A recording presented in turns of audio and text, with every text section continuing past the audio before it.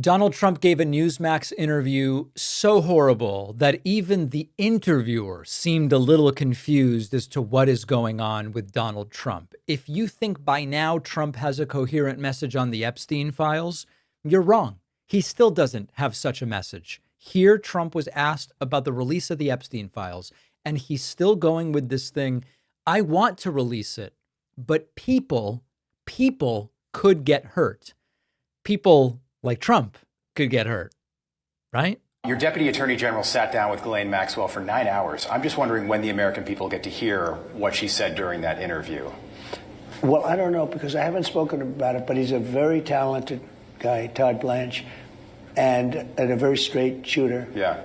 And I think he probably wanted to know, just to get a feeling of it, because we'd like to release everything, but we don't want people to get hurt that shouldn't be hurt. Yeah. And I would assume that was why he was there. I want to release everything. I just don't want people to get hurt. Right. You can't have people associated. All of a sudden, people getting hurt matters to Trump. Release the MLK files. MLK's descendants said, we don't necessarily want this stuff released. Doesn't matter. Release it anyway. But now only when it comes to Epstein, you don't want people getting hurt. And when I hear that, I hear, you don't want people like me getting hurt, who could get hurt if these files were to come out. Trump asked about Ghislaine Maxwell.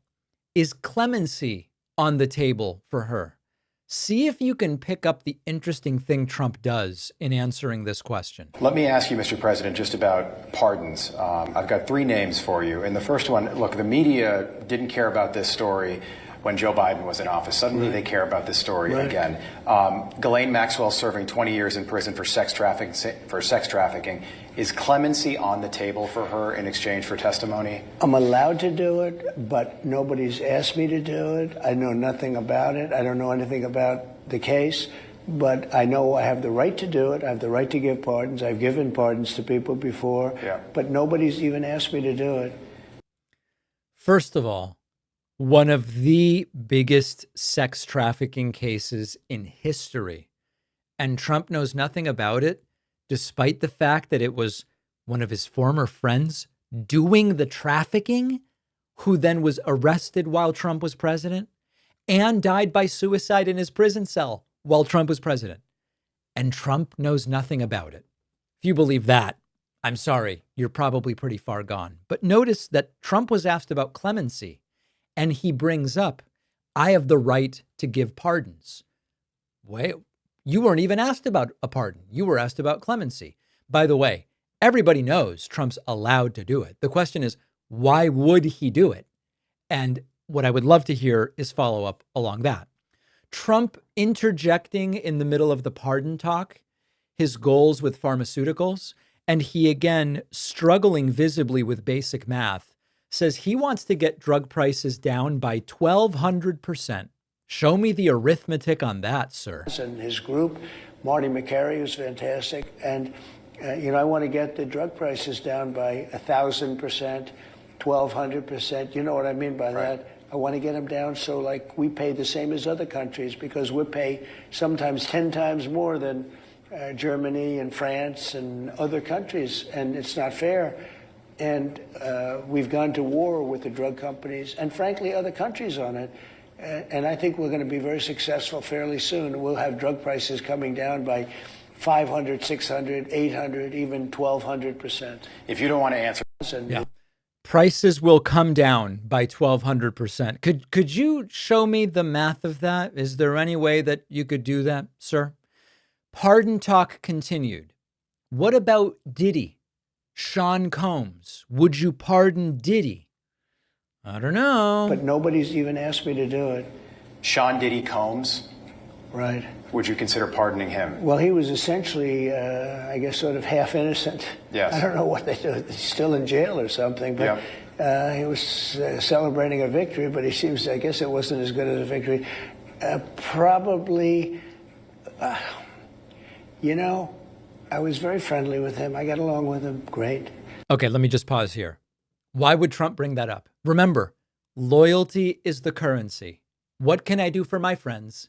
Are they still my friends? Did they talk good about me? Did they talk bad about me? That Trump always, when I think about whether to pardon him, I was friendly with him. And seemed like a nice guy. I didn't know him well. But when I ran for office, he was very hostile. He said some not so nice things about you, sir. And yes. It's hard, like you, we're human beings. Right. And we don't like to have things cloud our judgment, right?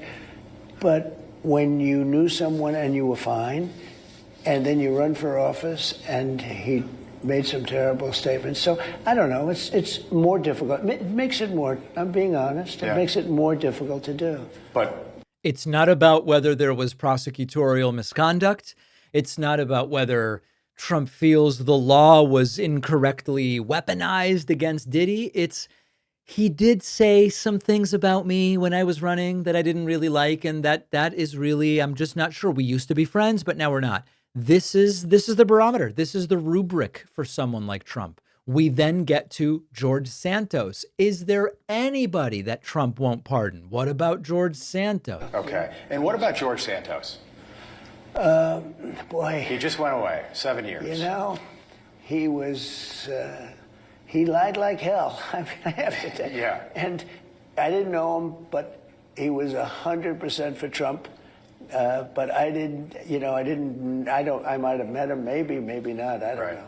But he was a congressman and his vote was solid. It sounds like a lot. He got in. You could blame the other side for not checking him out. Yeah. He didn't do all those things that he said. Local news missed it. Everybody missed it. Well, you could say the media missed it. Everybody missed it. They found out about this stuff after the election was won. So nobody's talked to me about it. So they really, they haven't talked to me about the two. They have talked to me about Sean, but they haven't talked to me about the two. But again, with him, I have the right to do it. Nobody's asked me, but it's interesting. Is it 7 years? 7 years. He just went away. Yep. He was a big MAGA guy. It tells you everything you need to know. It's about Trump, and it's about the most valuable currency in the world for Trump, which is loyalty. Just absolutely wacky stuff.